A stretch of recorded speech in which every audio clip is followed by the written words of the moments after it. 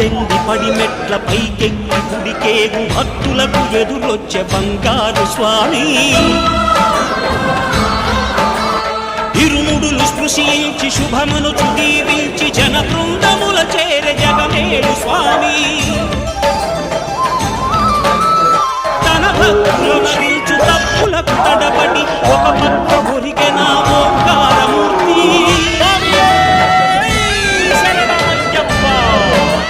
స్వాములందరూ తనకు సాయం కాగా ధీమంతుడై లేచే ఆకన్య స్వామి బంధము వీడి భక్తతతికై అరుగు పరుగున వచ్చే భూమిపైకి నరుడై